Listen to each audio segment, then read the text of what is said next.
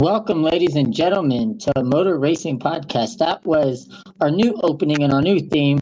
That is Can't Stop Me from K-Pop Group Twice. Welcome aboard, everyone.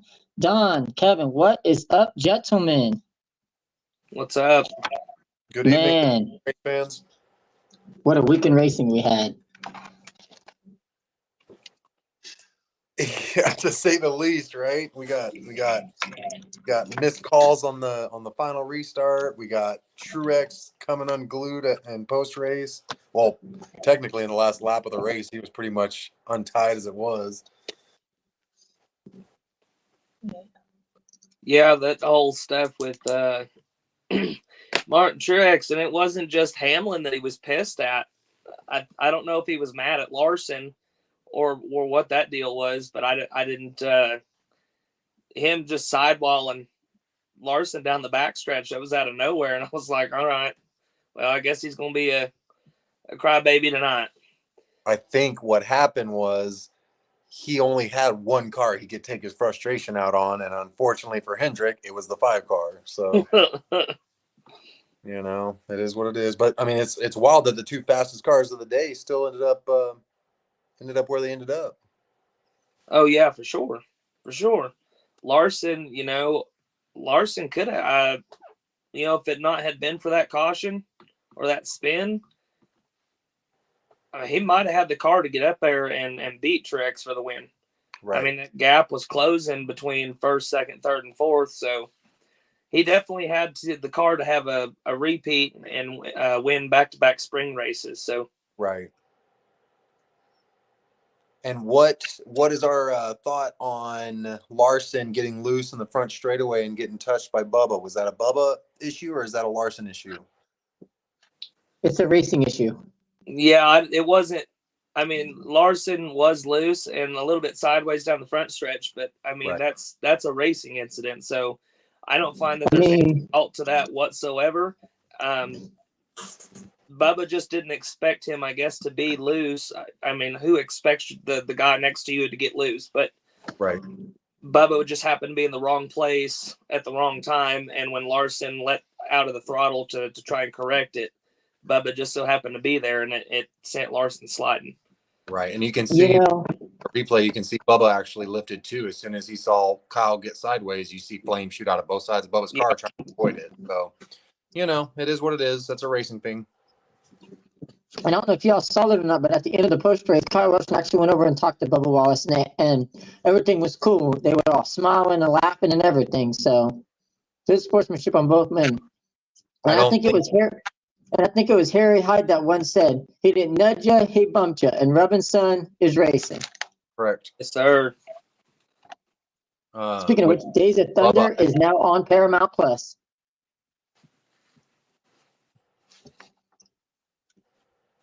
I missed what you said, Jordan. Go ahead and repeat that for me.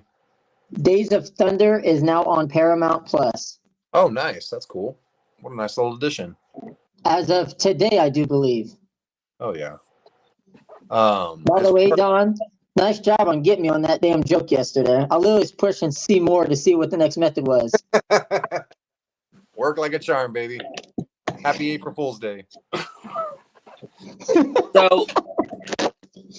So what about the issue with Denny Hamlin? The Martin Truex Denny Hamlin issue. Oh, that he cheated? If we want to call it that.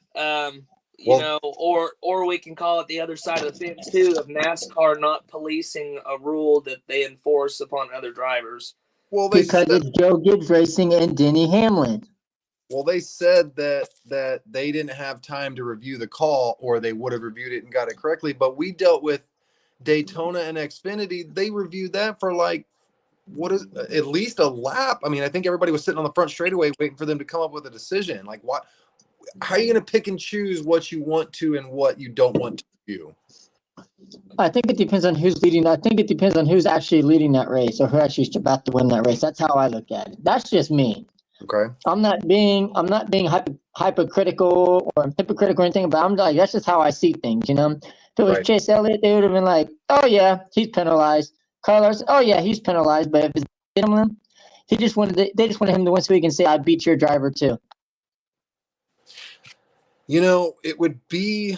So you think NASCAR benefited better from Denny winning than Martin winning, and that's the entertainment aspect we're in with NASCAR now these days. Pretty much. Okay. Pretty much. Okay. I mean, But that's just us fans just being fans, just saying shit to be saying shit. Kyle Busch had a point in a interview just not even 2 weeks ago. I think it was actually right before Bristol. They were talking about when NASCAR, they were asking him how he felt about, the rumor about NASCAR going to Bowman Gray. And same thing, Kyle Busch said, we're not in the racing business anymore. It's the entertainment business. He was like, and he said, I've never seen a good race come out of Bowman Gray. Right. With people not wanting to cross the infield, drive the infield and wreck people, and just not a really good, respectable race. But he said, we're in the entertainment business now, and the more chaos, the better. So if that's what NASCAR wants, that's what we got to give them. Yeah. So, I see both sides. Like I said, I see both sides of the fence. Does NASCAR, Denny Hamlin wins at his home track, and NASCAR doesn't police that, but they continue to police it on other occasions. Now, But that begs the question, Kevin, do you think that NASCAR rigged the finish of that race so Denny Hamlin could win at his home track? see, like I said, I'm on the fence about it. Half of me believes that because they are in the entertainment business, that NASCAR would be more, they would gain more out of it if Denny Hamlin won. But then on the same concept, you have the racing side of it. From what I saw, besides Denny jumping the start, I didn't see anything that Denny Hamlin did wrong. Now, the incidents of starts, does actual pole car on an overtime restart, the choice is the inside car, even if the first place car decides to go to the outside lane, does that relinquish the choice to Denny to start the field? No, it's still whoever is scored first. It Okay. it doesn't matter. Whoever scored first, that's the lead car. That's who has control of the restart. Right. And I don't know. It's hard to tell because NASCAR, some of the decisions they make, you feel like they make to better the sport, and then other decisions they make to benefit the back half of the sport, if that makes sense. Sport. I'm sorry? Elaborate on the back half of the sport. What do you mean by that? The behind the scenes, not the pit crews, not none of the guys that put in work week to week. I'm talking about the suits, the guys that are behind the doors making the business deals, the marketing deals, and all that stuff. So I feel like that's what I mean by the backside of the sport, the stuff that you don't see. I just want to make I just want to make sure that was clear for anybody. Shit. Yeah, that's Kevin. I'm going to agree with you on that one. But we had two races over the weekend. We had the Toyota Care 250, and we had the NASCAR Cup Series night race at Richmond. It was, what was it? Focus Health 2? No, that's not right. No, the Toyota Owners 400. Toyota Owners 400. Hey, do you like that picture I sent you of the Toyota piece on the ground? That shit was hilarious. But here are your finishing results from the Toyota Care 250 at Richmond. Chandler Smith, Eric Amarola, Taylor Gray, Corey Heim. Holy shit, it was a 1-2-3 JGR. Damn. Not surprising. Corey Heim fourth, Jesse Love fifth, Bubba Pullen, great debut, finishing sixth after starting 37th. Not bad. That's pretty good. Like I said, Bubba Pullen, he's a short track racer, so he's gonna do good on a short track. He does the Super Bowls, right? Parker Klingerman 7th, Austin Hill 8th, Sammy Smith 9th, Cole Custer, the defending series champion 10th, Justin Allgaier 11th, Josh Williams. I'm going to park my car in front of the finish line and walk away. Williams, Riley Herbst, AJ Allmendinger 14th, Shane Van Gisbergen finished 15th. Not bad for a short track. Right. Parker Retzloff 16th, The Weatherman, Kyle Weatherman, 17th. Matt DiBendetto, 18th. Josh Bilicki, 19th. Leland Honeyman, 20th. Garrett Smithley, 21st. Logan Bearden in his debut, 22nd. Kyle Sieg, 23rd. Jeremy Clements, who my boy John Banda was the pit crew for this weekend. Actually, this season, he's on the team the entire season. 24th. Dawson Cram, who got the fender of Joey Gase. We'll talk about that here in a minute. Jeb Burton finished 26th. Ryan Ellis, 27th. Brendan Poole, 28th. Anthony Alfredo, 29th. Sam Mayer, 30th. Haley Deegan, 31st. Come on, girl. Ryan Sieg, 32nd. Blaine Perkins, 33rd. Joey Gase, 34th. We will go back to him in just a minute. Sheldon Creed, 35th. Patrick Emmerman, 36th. Brendan Jones, 37th. Ryan Vargas, 38th. What about the whole Joey Gase and the back bumper thing? Man, I don't know that I blame Joey.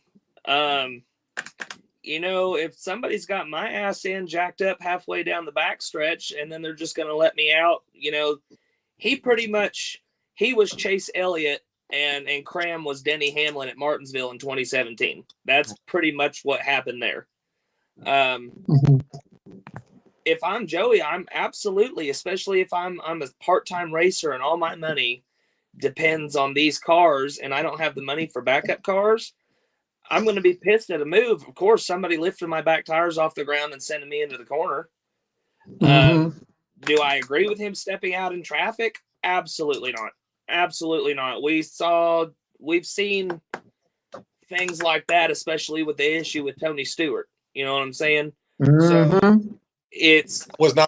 that was not a Tony Stewart issue. That was a Kevin Ward issue. Yes.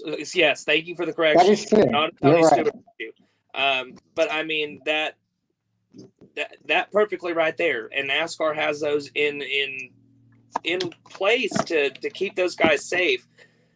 As so far, I haven't heard anything about a fine or suspension or anything for Joey Gase. I haven't either, but those of you who's listening and watching, if you guys missed the race on Saturday, tempers boiled over at lap 173 when Joey Gase was dumped by Dawson Cram heading to turn 1. Cram shoved Gase down the front stretch, sending Case's number 35 spinning rear end first hard into the safer barrier, which upon exiting the vehicle, Gase literally ripped off his fiberglass bumper that said the words "race against crime" and chucked it right at and threw the bumper directly at Cram's windshield. Rolled past under caution, which kind of reminds me of those old Bristol tempers of, Ward Burton with Dale Earnhardt Jr., Tony Stewart throwing his helmet, Jimmy Johnson, and things like that. Do you think the tempers flaring at short tracks is a common thing in NASCAR, or do you think they should dimmer it down just a little bit and put some rules into effect for that? No, absolutely not. They need to let the drivers be themselves.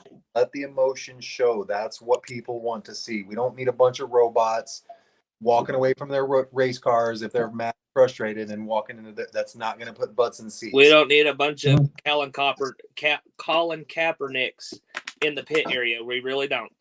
Right. Yeah, and you see, and I agree. I just that's been like an up and down thing that I've been seeing throughout the last several years or whatever. I just want to put that there, but also Sammy Smith, Eric Almirola, Jesse Love, and Parker Klingerman have qualified for next week's Dash for Cash event at Martinsville Speedway. So, of those 4 drivers, who do you think will get the Dash for Cash? I'm going with Parker Klingerman. Man, that's who I really want to go with, just because Parker's been on a roll, man. Especially it was either a top 5 or a top 10 finish this past weekend at Richmond. He finished 7th. Okay, so good run for that what is it, the Spike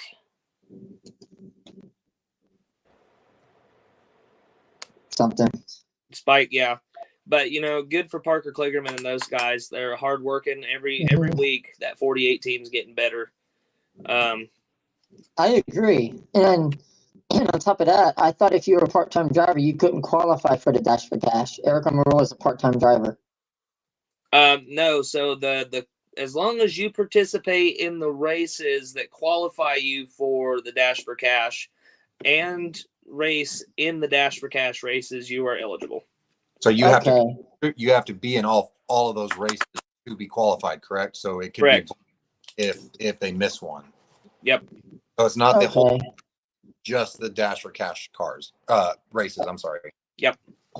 Oh, okay. Kind of like, do you think the Cup Series should invoke a Dash for Cash?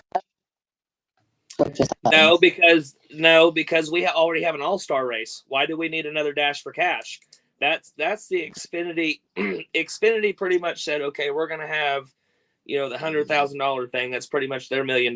But instead of Mhm. making a special race or a one thing or a race deal out of it, they spread it across 4 races. So that's Okay. Xfinity's way of saying pretty much that's their all-star series. Cup Series already has their $1 million, their all-star race. So, I mean, there would be no need to bring it up to the Cup Series unless they're going to add another race or two as exhibition races to the schedule. But I don't see the Cup Series wanting to extend the season between 40 and 42 races. Okay. And also at the end of that race, after the 16, 19, and 26 cars each have one leg nut loose, which will result in a monetary fine for each team later this week. Does that come with suspensions?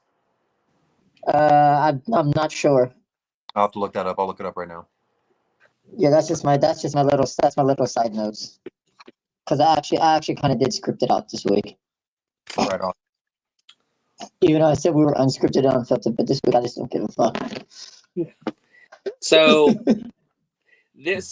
what we have yet to have a Ford. We are going into this week 8 races into the season, and we have yet to have a Ford win a race. What's your point? Are we having what kind of issues is Ford having? It's got to be those Yates engines. It's got to be those Yates engines. I mean, we had three Fords in the top 10 this week. You had Logano, Buescher, and Keselowski finishing in the top 10 with a good run for the Blue Oval. As far as points go, you only have 3 Fords battling for the chase right now. There's only 3 Fords. Ryan Blaney, Chris Buescher, and Brad Keselowski are the 3 drivers that have a playoff spot due to points right now. Right. And everything else is straight across the board, Toyota and Chevrolet. So, I mean, is it a Roush Yates problem, or is it a parts problem? They're also dealing with the new body on the Dark Horse. They switched cars this year. I mean, Toyota did too, but they still ran the Camry, so it doesn't seem like they changed much. So why would Ford have so much discrepancy from Chevy and Toyota? That's going to be an interesting thing to see play out over the next few weeks and see if they can rattle off some wins.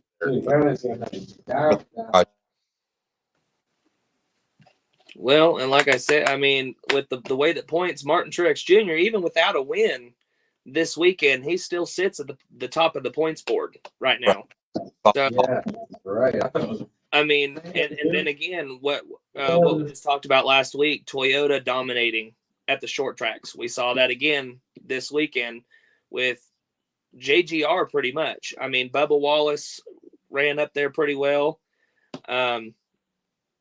But I don't know what Ford's problem is. I mean, like I said, it's got to be, if it's not an engine problem, it's that front fascia. When do we start? Looking at the? Sorry. What was that, Don? I'm sorry to interrupt. When do we start asking questions about the drivers? Because the drivers aren't exempt from this conversation either. No. You make a very good point. Yeah. There's the thing. I mean, a lot of people wouldn't think it'd be a driver issue because you had Chris Buescher who won at Richmond in the fall. Right. Keselowski he's still on 100-odd something race winless streak. Been close several times and has been running really good. Logano, I think he had 3 wins last year, didn't he? 2 or 3. I can't recall. And if I'm not mistaken, wasn't he in the championship 4? Joey did make the championship for No, he was out early last year in the playoffs, if I remember correctly. No, yeah, that's right. Never mind, because of the accident at Bristol. Yes. So he's out early. But I mean, is it a Ford performance? Like, is it when I say Ford performance issue, I mean, like, the simulator, all the tools that these Ford drivers have access to, is Ford not giving them enough? Are they just not, what's going on? He actually had one win in 2023, Joey Logano. So Ford has been, it's been struggling for a while now then. Seems like it, and they still got back-to-back championships. That's what's really interesting about the way they have. Still back-to-back, yeah. If you play the season right and you get hot at the right time, different than your NFL, just the New York Giants taking out the Patriots. They got hot at the exact right time and were able to take down the Patriots twice. Now, I know we're getting off the subject with football. Don, credit. I like you. Don't make me unlike you. Did I touch a sore subject, bud? Maybe. He's a Pats fan. It's no different. If these guys get hot at the right time, get their playoff spot locked up, and they got 4 or 5 good tracks in the playoffs, Ford could rattle off another championship this year, and it would have nothing to do with the regular season. It's like anything could happen after the All-Star race, to be honest. Anything could happen after the All-Star race. I mean, hell, we're going to Martinsville this weekend. Ford could end up winning. Who knows? I guess we'll find out. But let's get, with the time we have remaining, we got 8 minutes remaining. Let's get the Cup Series finishing results in. Tomorrow night, we'll talk about point standings. We'll get ready. We'll read some news and notes and stuff. But Denny Hamlin is your overall winner. Joe Logano second. Kyle Larson third. Mark Truex Jr. fourth. Chase Elliott fifth. Christopher Bell finished sixth. William Byron finished seventh. Brad Keselowski eighth. Chris Buescher, 9th. Tyler Reddick, 10th. So on our Ford subject, that's 3 Fords in the top 10. Josh Berry, 11th. Noah Gragson, 12th. That's 2 more Fords in the top 20. Bubba Wallace, 13th. Eric Jones, 14th. Ross Chastain, 15th. Ty Gibbs, 16th. Alex Bowman, 17th. Chase Briscoe and Ryan Blaney, 18th and 19th. Kyle Busch, 20th. So it looks like we had a good amount of Fords in the top 20. So that's actually something that's close to what we were talking about, but they just haven't been able to pull off the victory yet. Ty Gilliland, 21st. Daniel Suarez, 22nd. Austin Cindric, 23rd. Austin Dillon, 24th. John Hunter Nemechek, 25th. Michael McDowell, 26th. Carson Hostetter, 27th. Ryan Preece, 28th. Ty Dillon, Daniel Henry, Kaz Grala, Justin Haley, Ricky Stenhouse Jr., Harrison Burton, Zane Smith, and Corey LaJoie round out the rest of your field. In post-race, the number 5, 8, 12, and 20 cars will be taken to the NASCAR R&D Center in Charlotte, North Carolina for engine dyno testing, with the numbers 12 and 20 vehicles scheduled to receive further inspection. So something's going on with the 12 car and the 20 car. Now, are they thinking that something's amiss, or are they just doing it strictly for I think something might be amiss on the 12 and the 20 cars, because those are the only 2 cars that's going to be receiving further inspection. Well, see, NASCAR said at the beginning of the season that it didn't matter if there was penalties or not. From each race, they were going to select 2 cars every week to go back to the R&D Center to be broke down. And they would all come at random. 12 and the 20. Okay. Now, I'm sure if there's an accident, where it's concerned, like Kurt Busch's accident and Alex Bowman, they took both of those cars back to R&D Center, on purpose. Correct. So unless there's an accident or there's a penalty where NASCAR feels like they need to take an entire team's cars to the R&D Center, it's just going to continue to remain at random. Mm-hmm. Okay. And Mark Truex Jr. led 228 laps and finished 4th. What strategy played off for Denny Hamlin to come around, lead 17 laps, and end up winning this race? Because I feel like Mark Truex Jr. had this race in the bag. That number 1 pit box is what got Denny Hamlin. Okay. Didn't he have the number 1, or did Kyle have the number 1? It looked like from the replay that they had showed, when I recaught the replay, that Denny looked like he had just come off of the number 1 pit box. Okay. Just making sure. Now, I could be wrong. And if I am, somebody correct me if I'm wrong. But either way, Denny's pit crew, I don't think it mattered with strategy. Martin had good strategy. I think the caution came out at the wrong time for Martin is what happened. Correct. Because Denny's pit crew fired off almost a half a second faster pit stop than what Martin's crew did. So, there's still that. So I don't feel like pit strategy came into it all. Denny Hamlin's for sure, because that was the only reason he got out in front of Martin Truex Jr. Yeah. But I don't think there was anything that they could have done for Martin to end up in victory lane. It was all up to Martin at that point. Well, if Denny got out ahead of Martin, then that would give him the primary selection, wouldn't it, on the restart? So he had the restart. He just went early. True. I mean, but the silver lining is for Truex is that he still holds the championship lead by 14 points over Kyle Larson. So that's actually not bad. But his post-race comments was, it's unfortunate, but it's happened a few times over the years. We were in a great spot, had a great auto owner's Camry all night long, and the guys did a really good job. Just got beat out of the pits, and then Denny Hamlin jumped to start and just used me up in turn one. Definitely sucks, but another car capable of winning will just have to come back next week and try to get one. And then also the contact between Larson and Bubba Wallace brought out the final yellow flag to force the overtime period for a NASCAR Cup Series race this season. The first overtime period for the race this season. So that's insane. Because normally by this time we've had 3 or 4 overtime restarts. That is true. Even Truex said that Hamlin jumped to start. So I don't know why NASCAR didn't look at it, but